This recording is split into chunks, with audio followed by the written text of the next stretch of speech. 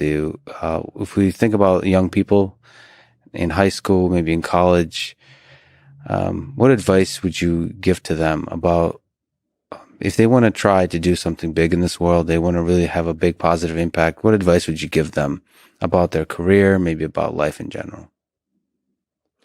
Try to be useful. Do things that are useful to your fellow human beings, to the world. It's very hard to be useful. Very hard. Are you contributing more than you consume? Can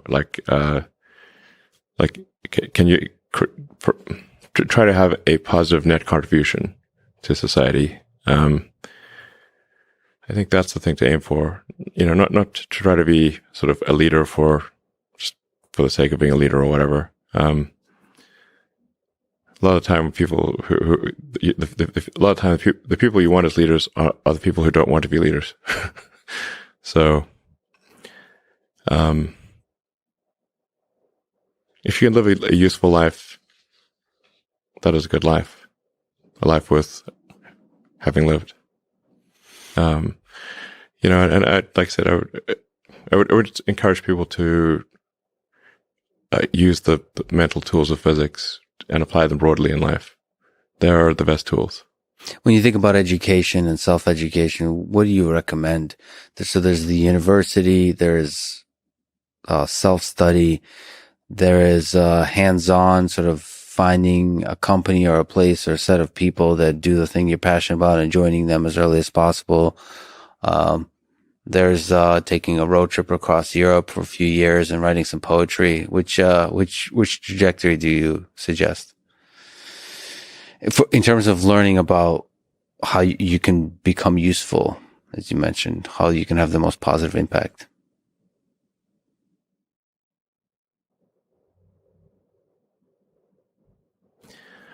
Well, I'd encourage people to read a lot of books.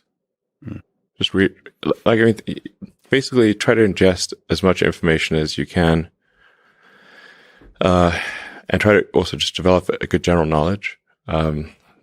So you at least have like a rough lay of the land of the knowledge landscape. Try to learn a little bit about a lot of things. Because you might not know what you're really interested in. How would you know what you're really interested in if you at least aren't doing a peripheral exploration broadly of the knowledge landscape? And talk to people from different walks of life and different industries and professions and skills and occupations. Just try learn as much as possible. Man's search for meaning. Isn't the whole thing a search for meaning? Yeah, what's the meaning of life and all, But just generally, like I said, I would encourage people to read broadly in many different subject areas, and then try to find something where there's an overlap of your talents and what you're interested in. So people may be good at something, or they may have skill at a particular thing, but they don't like doing it. Mm-hmm. So you want to try to find a thing where that's a good combination of the things that you're inherently good at, but you also like doing. And reading is a super fast shortcut to figure out where are you both good at it, you like doing it, and it will actually have positive impact. Well, you got to learn about things somehow. So reading a broad range, just really read it. At one point when I was a kid, I read through the encyclopedia. So that was pretty helpful.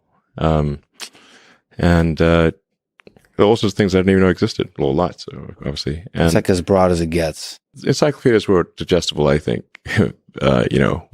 40 years ago. Maybe read through the condensed version of the Encyclopedia Britannica. I'd recommend that. You can always skip subjects where you read a few paragraphs and you know you're not interested, just jump to the next one. So read the encyclopedia or skim through it.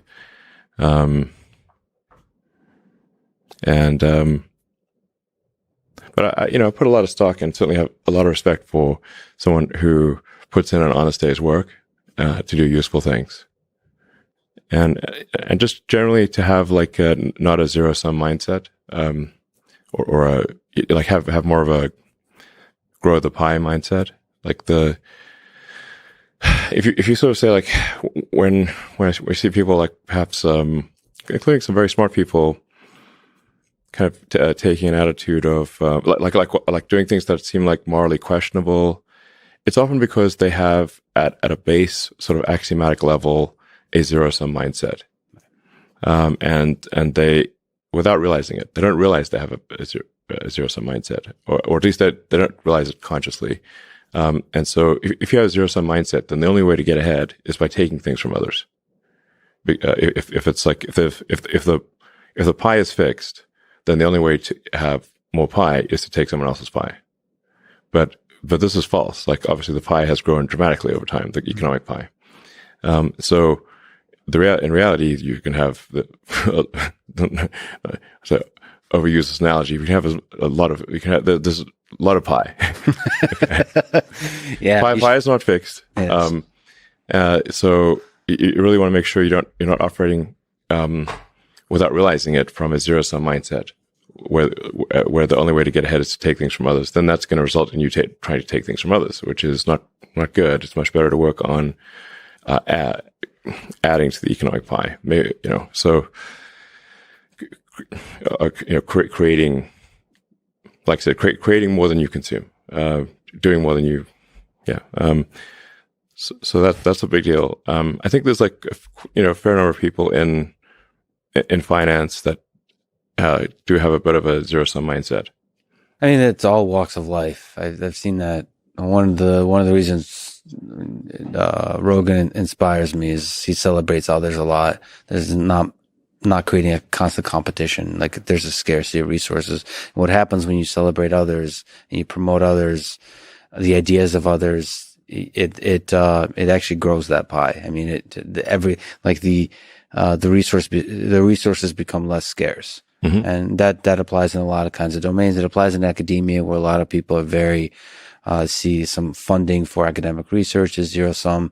And it is not. If you celebrate each other, if you get everybody to be excited about AI, about physics, about mathematics, I think there'll be more and more funding, and I think everybody wins.